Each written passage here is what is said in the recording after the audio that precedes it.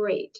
There's people that are going to trickle in, and I understand you might be having lunch, because that's what I often do when I listen to these seminars. So go ahead, but I do want to mention that here you can see the title of the presentation: Discussions about Scaling Science Frameworks and Innovation Impact based on a Scoping Review. And I'm hoping that there's a little bit in here for those who really want to talk about scaling, and there's a little bit in here for those who don't know that much about scaling, but want to contribute to more of a rich discussion. So I will be posing some questions near the end about our findings, and I'm hoping that everyone can participate, and Megan will facilitate that. I wanted to acknowledge the entire team. It is a large team, and all this work is due to all the participation of the entire team on this scoping review. And I think we've got a few of our authors on this team as well. So I invite them to put their hand up, and if they want to respond to an observation or a question. What I do want to do is be transparent, because we do have a large team, and this work was funded by IDRC. But in addition to it being funded by RDRC, there are a couple things I want to mention. One was, in this scoping review, we have a set of frameworks that we were interested in, and there was an IDRC framework that is part of the set of articles, as it was, it went through the eligibility criteria just like all the other articles did. But on top of that, the other thing I wanted to be transparent about is that we did use an integrated knowledge translation process as part of the scoping review. And there were 3 members of IDRC that were part of the team, part of the authorship team.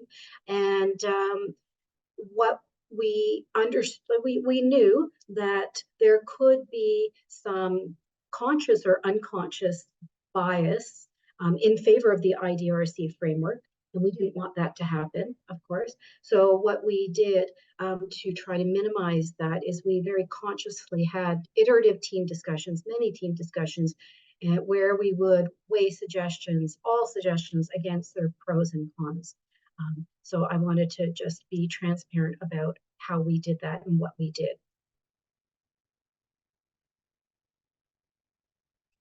Okay, so I won't go into the learning objectives in too much detail, except that we will be talking about scaling science, and then we will be making the link between innovation scaling for growth and scaling to enhance the impact for the public good. And I think, excuse me, you'll be able to identify some gaps in the process of developing scaling frameworks. And that's really speaking to the discussion that we'll have near the end.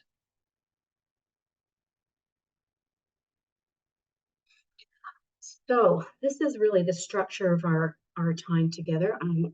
I will present the research questions. I'm going to tell you a little bit about the background so you can understand the definitions that we're using and the context from which we were starting this work. And then, instead of spending time on the methodological details of this scoping review, which sometimes can be kind of dull, what I'd like to do is have more of an open discussion around some of the major findings and get some broader observations and inputs and your thoughts based on some of the work that you might be doing in this area. Again, I'm hoping that there'll be something in this time together for those who are deep into scaling, and something for those who are here to learn something new.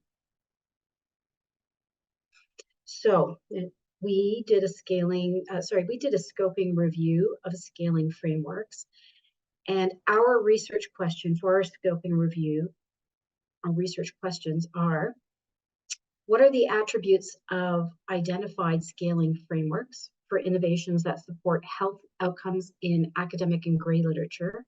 And what are the similarities and differences of these attributes? So we were interested in social health and social care innovations that supported specifically a health outcome.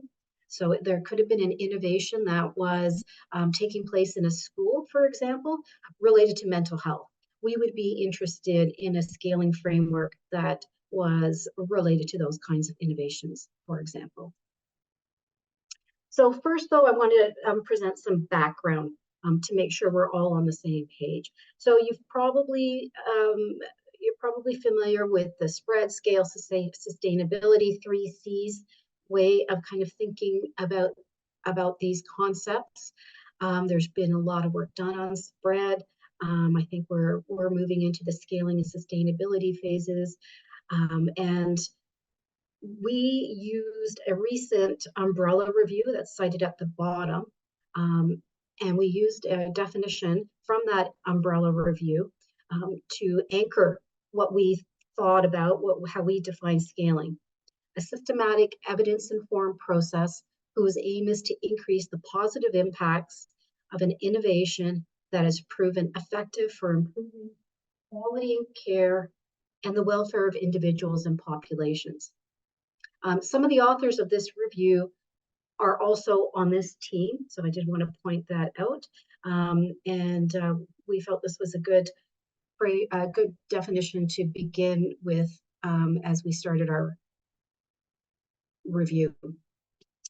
So, that's a bit of a tough definition. Although I said it's a good definition, it's a bit of a tough definition to intuitively understand. And so I've taken a couple of slides from our co-author, Rob McLean at IDRC. And in fact, he presented some of these concepts. And you can see the date up there, 2021. And this is from that particular presentation. So with scaling, often people talk about scaling up, as you can see by the apple tree at the bottom that's got more apples, and essentially that refers to more people through. So if we take an example, let's use the example of a breastfeeding program.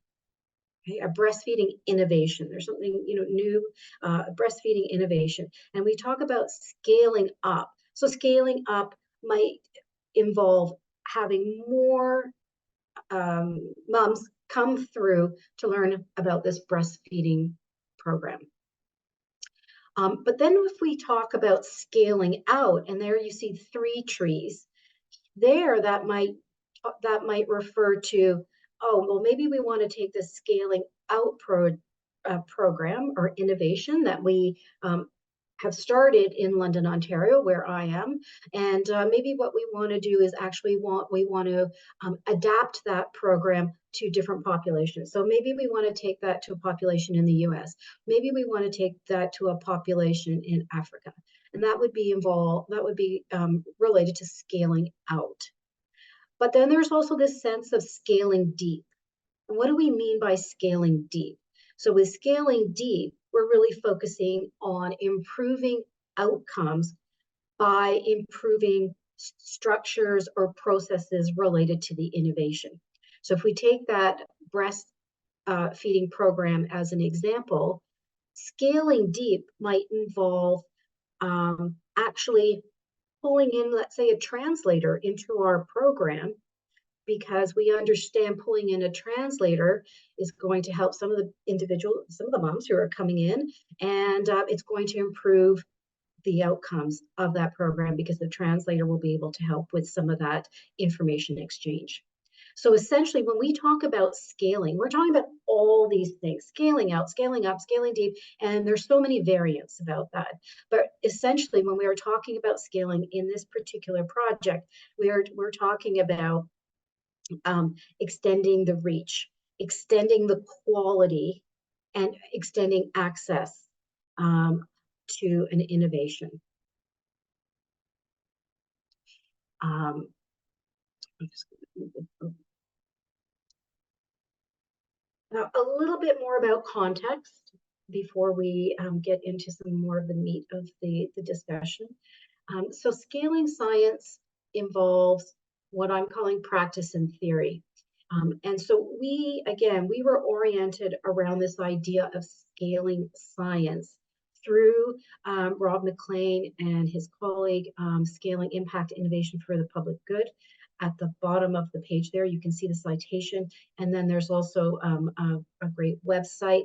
But essentially, this idea of scaling science involves two facets. One, scaling the impact of research and innovation, right? The practice piece.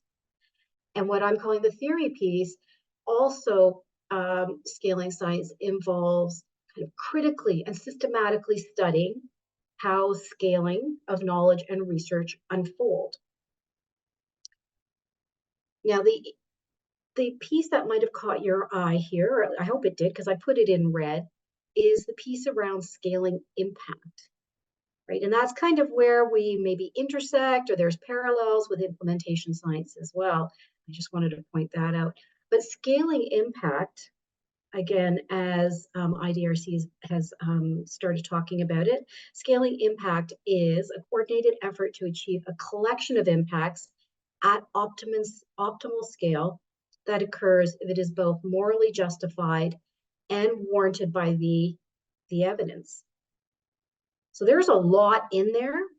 I'm not going to unpack that. I suspect that Rob did that in 2021. But what I would do again is refer you to the book at the bottom or the website if you really want to take apart that particular definition. But it is where we started from when we were doing this scoping review. So spread, or the traditional way of kind of looking at spread, was taking a health innovation and amplifying it.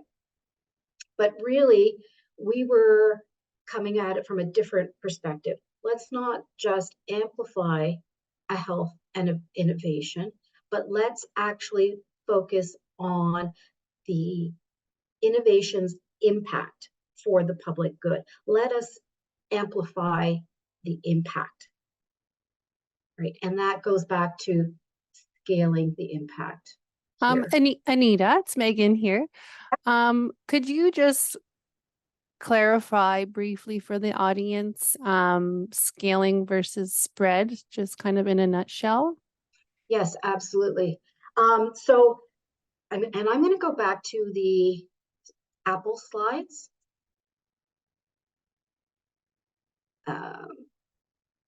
So here,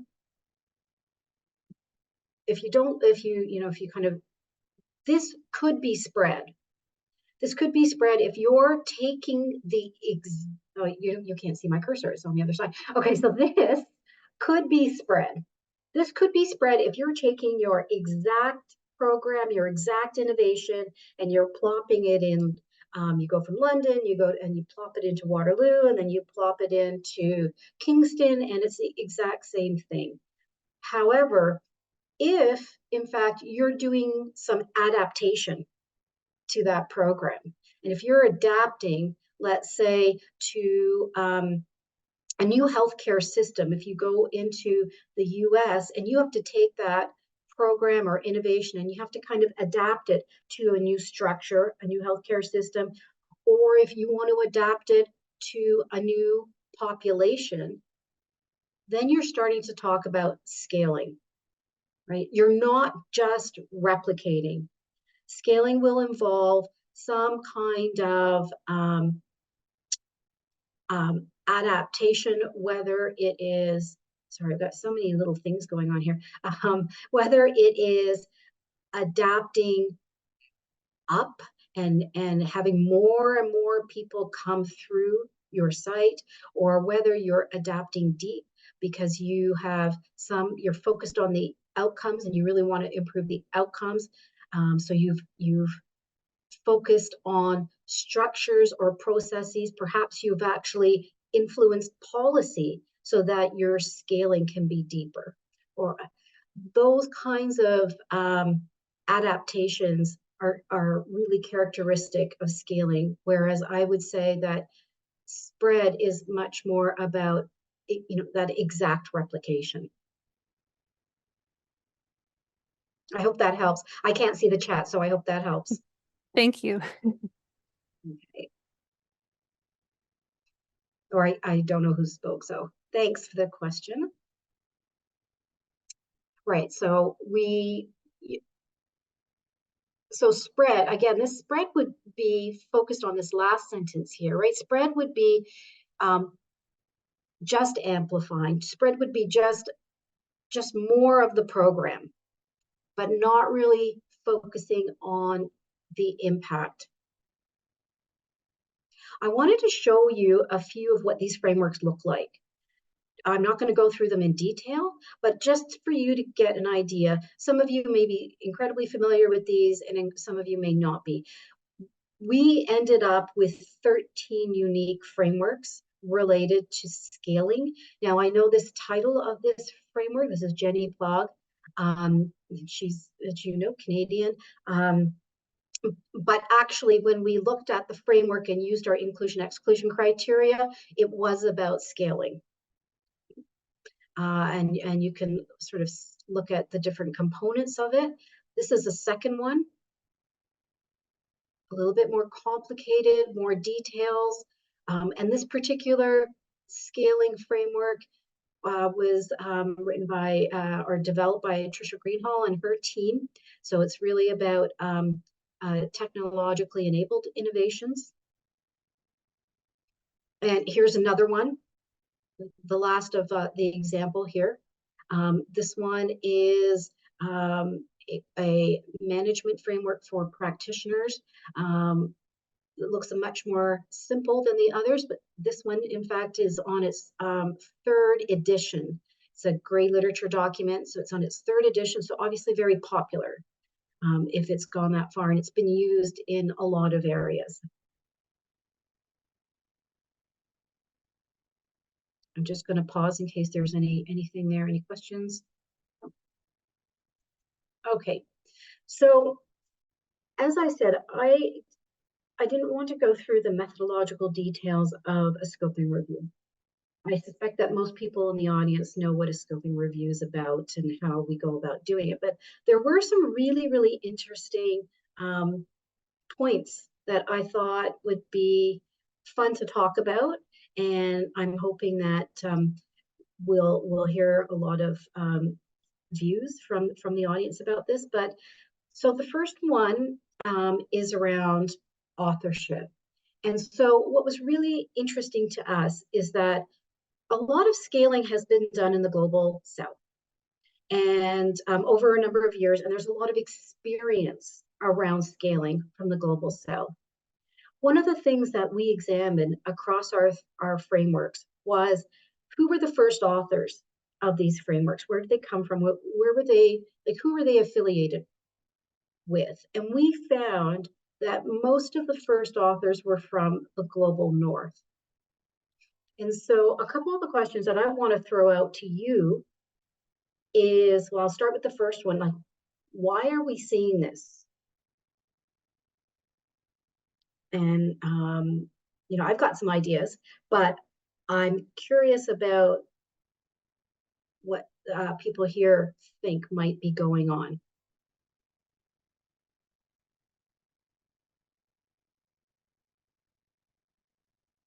Would anyone like to comment on this? Feel free to put something in the chat or to raise your hand.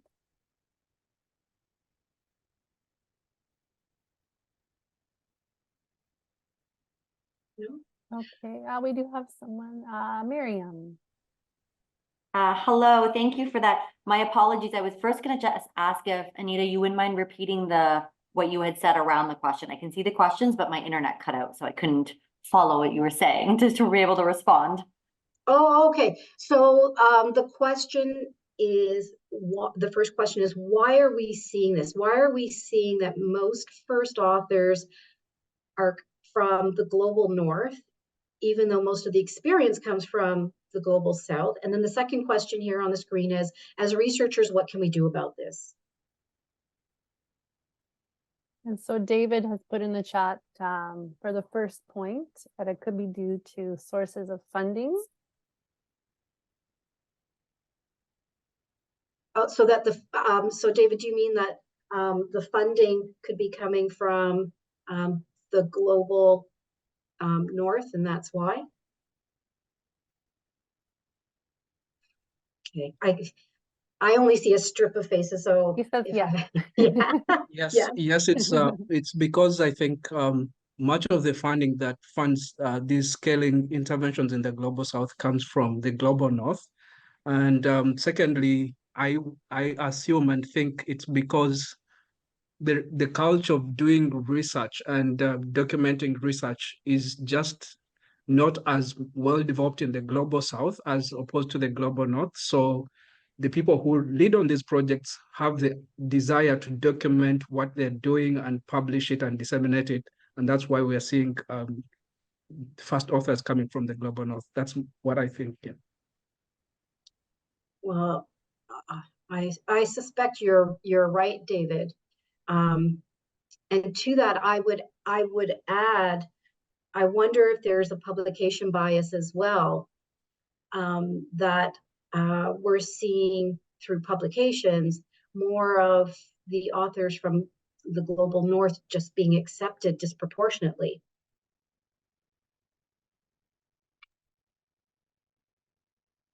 We have some additional comments.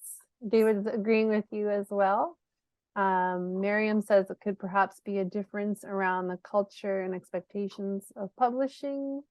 And Deborah said we might be more open to opportunities in the global south, and also a historic thing. Okay. So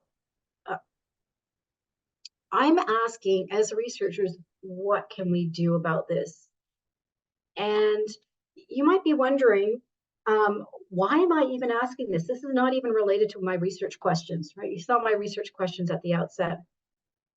And part of this is something that actually one of my students has had encouraged me to do, and that was, when I'm writing anything that's related to global north, global south, to actually point out this discrepancy. Even though it may not be related to the topic of interest, it is really important that we keep saying, as a very, very first step, that look, there's a difference here and this isn't right.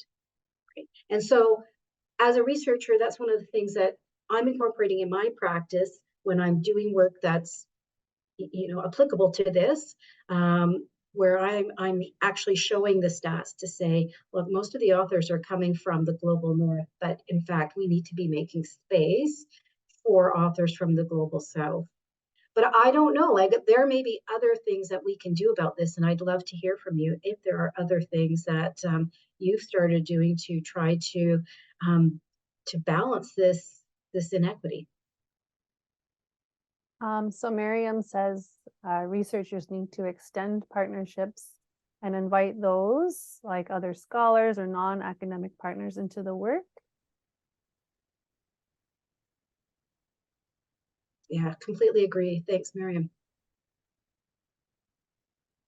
I'm going to move on to the next question, unless there's another hand. Okay, so discussion point 2 is around the definition of scaling.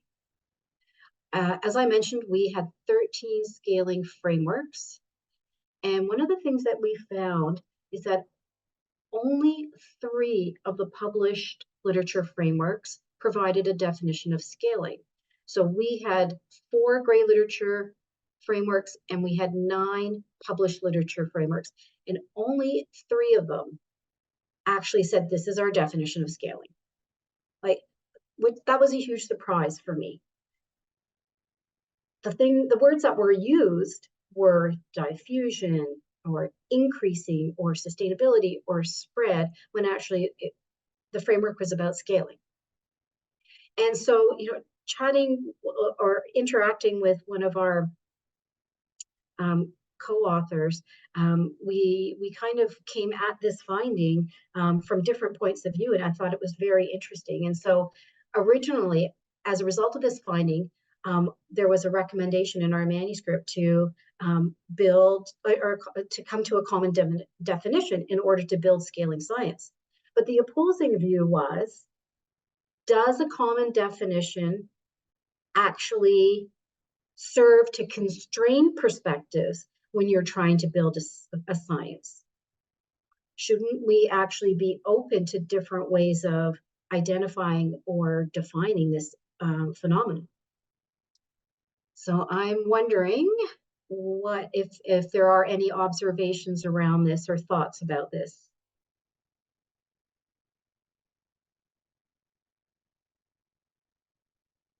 Celia. Hi everyone. Just great presentation. And this is a topic that I think about a lot, and so I will try to articulate.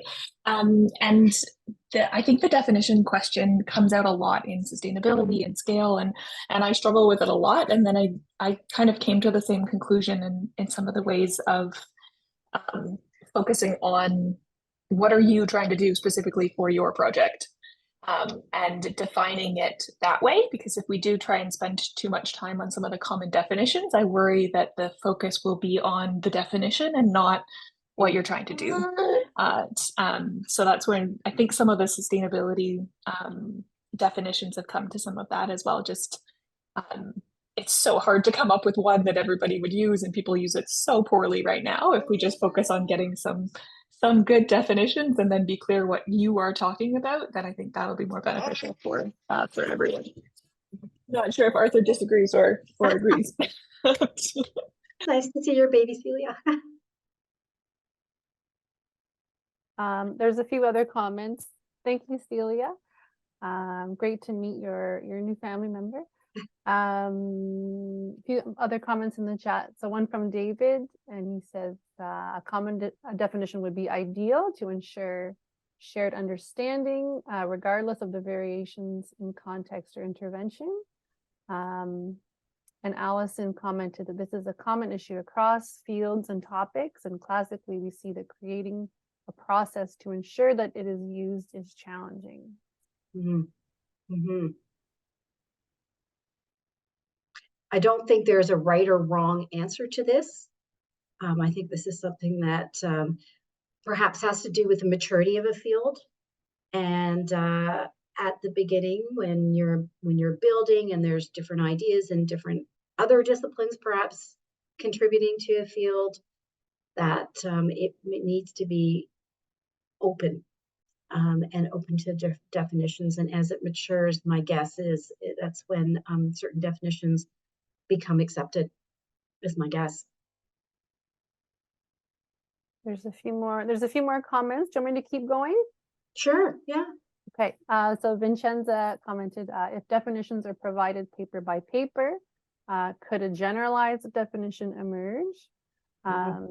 Yatunde commented, focusing on a common definition could inadvertently restrict the exploration of emerging ideas. And Heather, I'm not sure which comment you were agreeing with, Heather, but she said, I feel a definition is a must so that we can contextualize the findings, but may not need to be a common definition. So lots of ideas. So also provide a definition, but there may not need to be a singular definition, I think, from Heather there. Okay. All right, so discussion point number 3, framework development process. So one of the things that we extracted around was how the framework was developed. And we used 5 items. The involvement of stakeholders, was the framework developed using data? Was there a consensus process? And then was it validated or in some way, applied or validated, and was there peer review? So I'm going to focus on the 3 of the 5, the involvement of stakeholders, the data used, and the consensus process. And there is a backstory to this. You won't see the backstory in the manuscript, but the backstory is always the interesting thing, right? So the backstory to this was originally we called this, an examination of the quality of the framework development process. But then we thought, well, maybe that is not actually appropriate. That calling these items a way to assess quality may not actually be the appropriate label for what we were doing. I'll tell you what we found. We found that actually about half of the frameworks use diverse colleagues. That means they use their peers, they use policymakers, they used funders in how they develop the framework. All of the frameworks, grade literature and published literature frameworks, all of them used data, whether it was case studies or literature review or some kind of combination, to develop their framework. And about half reported a consensus process in the development of the framework. One of the things that was disappointing is that not one of the 13 frameworks reported involving the public or service users in how the framework was developed. So that was very interesting. But you know, the question still remained with us in that, you know, if there is a implementer out there and they're looking at this scoping review and they look across all these frameworks and they look at the different attributes, you know, are they going to be involved or not? Are they going to be interested in how the framework is developed? And that led us to the question, what are best practices in framework development for scaling? And we know that there's pretty solid criteria out there for guideline development. And we also know that there are criteria out there for theory analysis, for example, and there are lots of other criteria out there. You know, there's criteria for reporting, and there's criteria for shared decision-making tools. There's all sorts of criteria out there. But it was really interesting, to me at least, that there aren't criteria out there for framework development.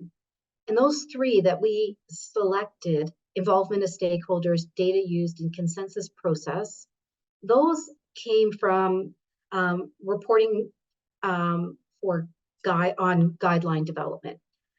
But anyway, I'm going to throw it out to the audience about your thoughts around best practices in framework development. Do we even need best practices in framework development? Does an implementer who's trying to choose a framework want to know about how the framework was developed? And was it done rigorously?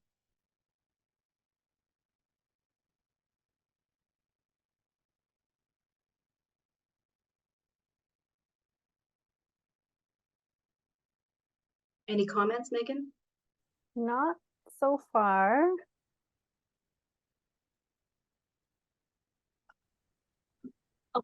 Type up again. Oh, sorry. With the with my academic hat on, then you want to know like how it was there and how it was applied, and to make sure that it's based on experience to be able to get there, and you want that data approach.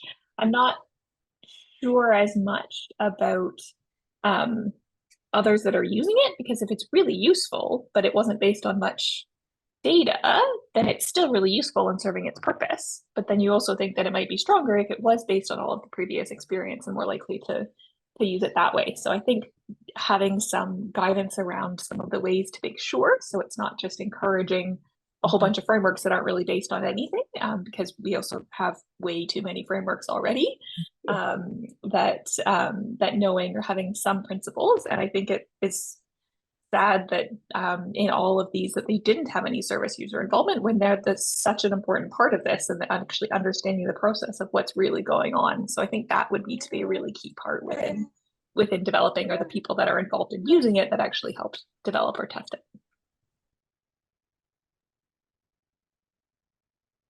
I see David's hand there. Yeah, David, did you want to comment? Yeah, I think related to what Celia said, it would be great to review what the existing frameworks address, and looking at the gaps in those frameworks before developing another framework, because rather than contributing a new framework without telling us what is it that it is unique about this framework, wouldn't be a good thing. So reviewing existing frameworks and looking at the gaps, and maybe taking the strength of the existing frameworks and developing the new framework to address the gaps would be the best way to go. Well, and in fact, David, we did look at that, right? We looked at what the authors claimed was unique about their framework. We didn't think of it as a way to assess whether the framework was rigorous or not, but we did look at that. And there, in some cases, there were some very specific features that their framework was going to be adding, or maybe it was a very specific population that they were going to be focused on in their framework around scaling. But generally, well, many of them were doing reviews, right? And so they'd say, well, we need to collate all the information in this area. But I agree, and I I heard Celia say that there's a lot of frameworks out there, and I suspect she's talking about the sustainability sub area. But perhaps being more clear about what is the added value of this framework, as David's suggesting, would be really helpful.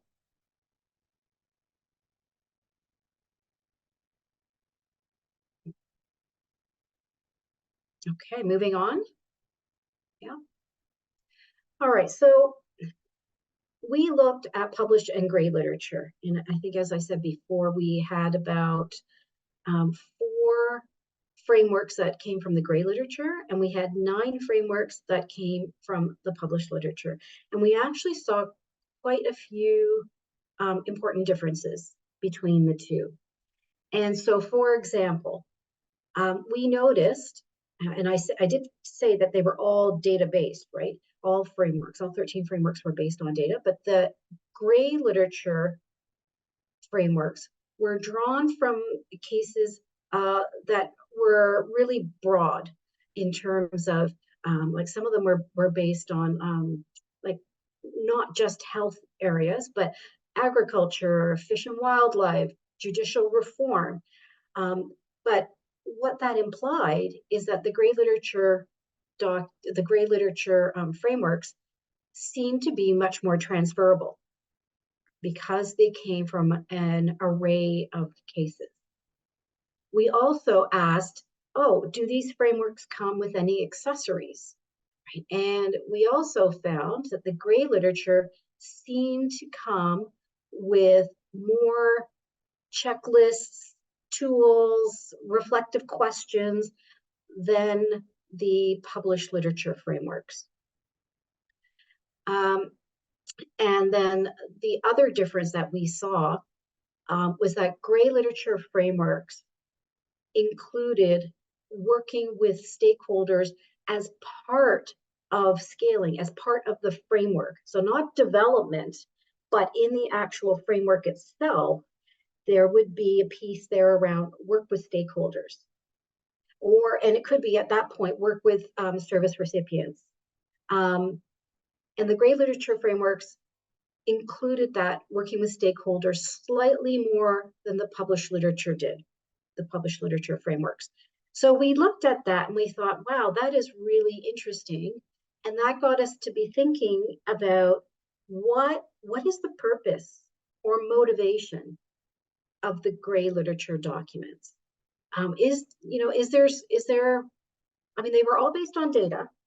So we're not saying one is good, one is bad, like one set is good and one set is bad, but it just got us thinking about what's the purpose of the gray literature documents compared to the published literature. Again, there's no right or wrong. It was just, we're just kind of riffing here on perhaps what you're also noticing in your work, if it's something similar, or some thoughts around why they may be different. And these are 3 ways that we saw that they were different.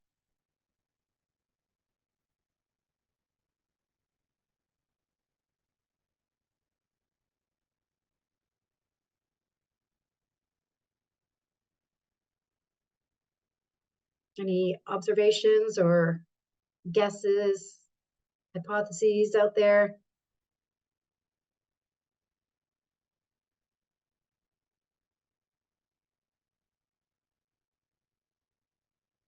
Miriam suggested to inform practice more. Yeah, that's the same conclusion that we came to, that the gray literature documents, they're being used, they're out in the field, they're much more practice oriented. There were a couple of the gray literature documents that didn't present so much like a framework like I showed you before, but what they presented in terms of the guidance that they were offering were principles.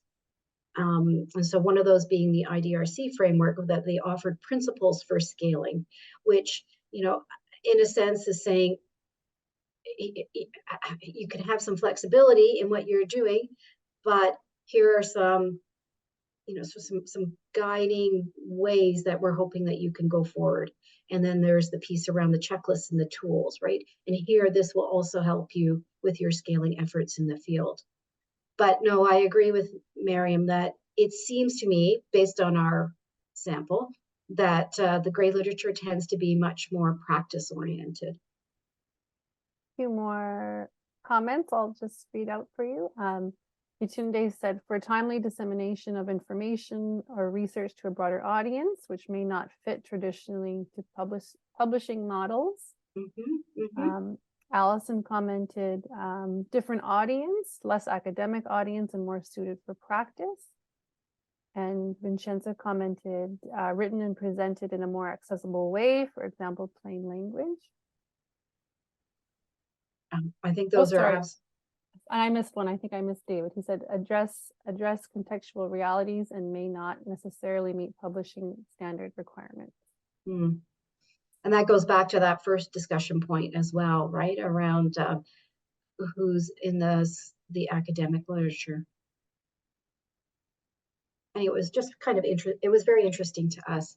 So those were the 4 questions that I wanted to bring to this table and to hear some thoughts around. We had a number of conclusions, and I first listed some conclusions, but I thought this doesn't make sense because I hadn't presented the whole scoping review. But in terms of future research, I think this will resonate in terms of what we have talked about. Simply to advance the science of scaling, we need to determine eventually the effect of using the framework on impact, right? So just having the framework and looking at the development process of the framework may not, and using the framework for scaling impact is great, but we actually have to see, does the framework have an influence or an effect on impact? I'm wondering, I want to say thank you. And we have some time for questions, if there are any questions. Okay, fantastic. Thank you so much. So you'll be able to see the chat now, but I'm happy to read out questions. I have one we can start with. We've seen in the literature the terms vertical scaling and horizontal scaling. So what's the difference between those 2 terms? So that's a great question.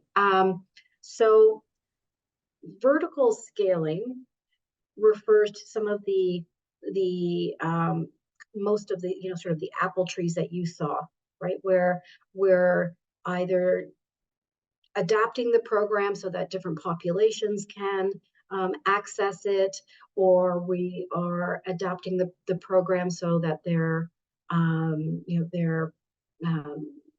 can be well, they can be accessed by the same population, or they can be used by a different kind of population. But when we talk, so that would be more the horizontal scaling, sort of what you saw with the apple trees, right? But with the vertical scaling, and we didn't get into this very much here, nor did we get into it very much in this particular scoping room, but vertical scaling is really when you try to support scaling through policies, or you're trying to support scaling through policies or some sort of financial arrangement.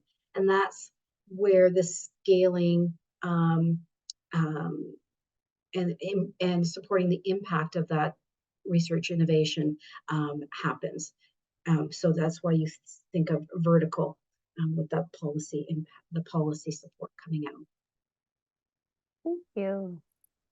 Jasmine, I see your hand up. Yeah, sorry, I don't have my video. I'm just hoping you can hear me okay. I'm just on the Yeah, bike no to work. problem. Yeah, okay. So, Anita, thank you so much for your talk. So interesting. And maybe just a bigger picture question. You know, some of the frameworks that you've presented in Scale, you know, there's so many overlapping concepts in implementation science, dissemination, like all of those other areas of knowledge translation, whatever you want to call them. Like, how do we find the commonalities across these frameworks, theories, models, so that we don't feel like we're studying separate sciences? They are, but there are also so much overlap that it's really overwhelming for people who are new. So yeah, where do we find the commonalities and communicate that to students or newer trainees or ourselves? That's such a good question. It's such a huge question. You know, I was thinking about this morning. You know, you have your best thoughts in the shower. And I was thinking about this and thought, well, because I was thinking about some of the implementation frameworks that I have in my head, right? And some of their components. And as I was finding some nice figures to put into this presentation, I thought, well, some of those components are here too. What is it that's different? And I'm not answering your specific question yet, Jasmine, but you know, just thinking about this morning, and I came to the conclusion, and I could be completely wrong. Like, this is just intuition. This is not from any kind of study. It's not from our review at all. But I almost feel like implementation is working at a moment in this whole scaling process, this whole knowledge to some kind of output, to some kind of practice or action. And then there's that sustainability. And I almost feel like implementation is a moment in time. It's at that front end, where scaling is about looking at that implementation, looking at that impact, but it's much longer term. And it's just a bit, it's just much longer term. Whereas I think implementation, it almost feels like it's a slower moment in time. It's right at the beginning. It's not that big, long thing. So that's just, I think there are different points in time, right, of the same or a similar continuum. But the other thing that I was thinking about when I was thinking about the different frameworks that I know, and I was just thinking, you know, and in intuition, because it's a moment in time, or a small moment in time, it feels like with implementation and implementation frameworks, there's much more attention to the staff involved in delivering the innovation or the program, right? You think about, how do staff make sense, right? Their sense making, for example. How do they make sense of this innovation? Or you know, what had to be shifted in the environment for this particular innovation to be implemented? Did they need training and all this stuff? It just seems to be a bit, you know, the slower moment in time in really examining that piece, and with much more focus on the individuals there. Whereas with the scaling, because it's got such a long time span, because there's the cycles of evaluation. I know there's evaluation and implementation, but we're talking much larger cycle here. Again, my intuition is there's so much more to focus on, but there's less focus on the individuals that are part of that implementation effort. Anyway, but how would I go about, Jasmine, actually determining, is my guess, my hypothesis, my intuition actually right? And how do we choose?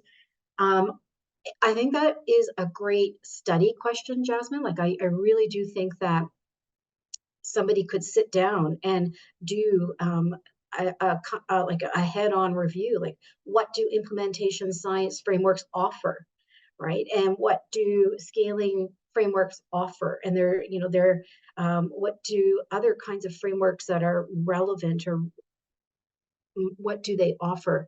So I don't have a short answer for you, Jasmine. Like, I don't think anyone's written anything about what you've just asked, but I think it's such an important question that you've asked. How do we make sense of it all? So important. Yeah, thanks, Anita. I think that's it certainly helps to clarify, and it just kind of brings me back to your question of should we have a definition of scale? And I think you've sort of given some examples, or maybe if we can articulate what are the different activities, maybe that's something that helps us in either defining or just coming to an understanding of what is scale as opposed to what we do in implementation science, etc. So yeah, thank you for that. Thanks for the question. I have another question. Oh, Celia, did you want to ask something? Yeah, it connects actually to what you were just talking about, and I might have missed it, but I think it was one of your takeaways at the end as well. But wondering kind of how you look at that, of the impact of a framework. So just knowing that we talk about them all the time, but I think it's different to talk about the framework to actually use it and find it useful. So I wondered if you had thoughts on kind of how do we get at that question a little bit more. The framework itself, or the impact? Like in general, using frameworks, like we talk about it all the time, but knowing and like it's encouraged, but actually knowing if it was useful kind of thing. Like how do we probe a little bit around that? I'm not sure if that makes sense. No, I mean, I think it's a great question. I mean, I think that would be getting into some kind of usability study, right? And asking about and making sure you also include in your sample individuals who didn't use it, right? So you didn't use it, somehow you got the framework, or you knew of it, you heard about it, you didn't use it, or which one did you use? You've heard about frameworks, which one did you use? Which didn't you use? Why? Which features of the framework were most helpful? Which features of the framework were not helpful for your project? Do you think they'd be helpful for another project? You know, how could the framework be improved? Those kinds of questions. Yeah, and then it gets a whole lot more complex when you're talking about scale, because it is over a lot longer period of time and so many different contextual factors that would come into the different pieces. But it's definitely something to think about. Thank you. Well, and then, you know, sometimes, and I've done this, you're not using a framework at the beginning of a project, but you might, you know, have moved a quarter of the way through and you think, oh, I need some help. Right? And now I'm going to go try to find a framework that might help. Or the framework that you said that you were using, but then you didn't actually use it. So you go back and try and use the one that you said that you would. Yes, exactly. Great question. I have one, if no one else wants to jump in. So much of our learnings about scaling interventions and innovations come from the Global South. Where were the authors of the frameworks from? Oh, well, we looked at the first author, right? So we looked at the first author, and we looked at where they were affiliated. You know, where was that organization affiliated? So that's where we came to the conclusion that most of the authors, and I don't have the exact percentage here, but most of the authors were coming from the North, the global North. I don't know if that satisfies the person's I question. think so. Okay. Any other, probably have time for one more. If anyone has anything left they wanted to ask about. Is there anything that you wanted to add? Anything you didn't have time to include, but you wanted to add on? No. We're hoping to send this manuscript to a journal in a few weeks. So hopefully you'll see the publication in a year.